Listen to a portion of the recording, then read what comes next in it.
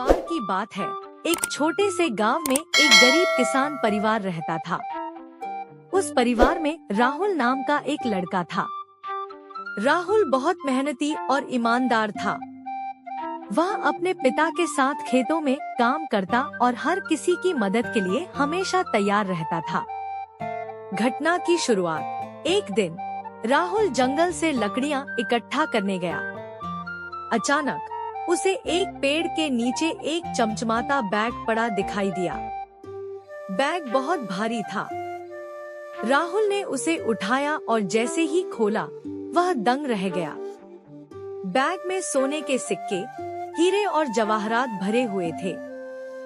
राहुल ने तुरंत सोचा, अगर यह मेरा होता तो मैं अपने माता पिता की गरीबी दूर कर सकता था। हम अच्छा खाना खा सकते, नए कपड़े पहन सकते और आराम से रह सकते।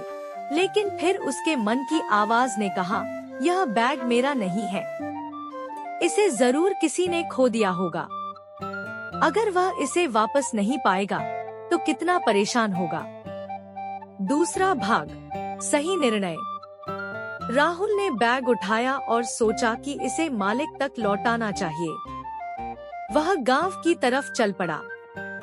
रास्ते में कई लोग मिले, जिन्होंने उससे पूछा, राहुल, तुम्हारे पास यह बैग कहां से आया?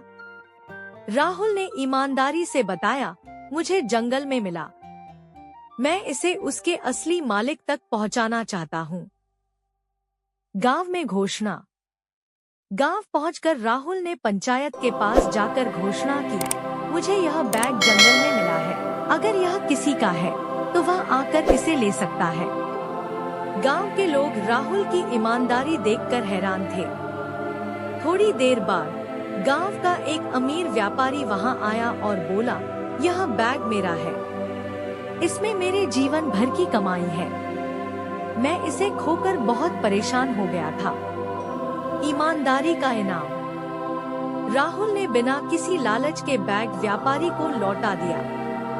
व्यापारी ने बैग खोलकर देखा और पाया कि सब कुछ ठीक था।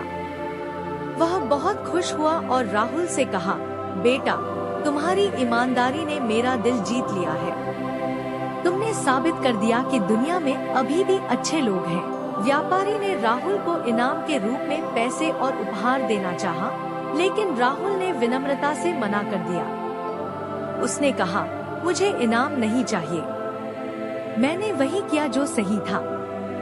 मेरे माता पिता ने मुझे सिखाया है कि ईमानदारी सबसे बड़ी दौलत है। व्यापारी की मदद। हालांकि व्यापारी राहुल की गरीबी देखकर उसकी मदद करना चाहता था। उसने राहुल के पिता को खेतों के लिए अच्छे बीज और उपकरण खरीदने में मदद की। साथ ही राहुल की पढ़ाई का खर्च उठाने का वादा किया। गांव में चर्चा। इस घटना के बाद पूरे गांव में राहुल की तारीफ होने लगी।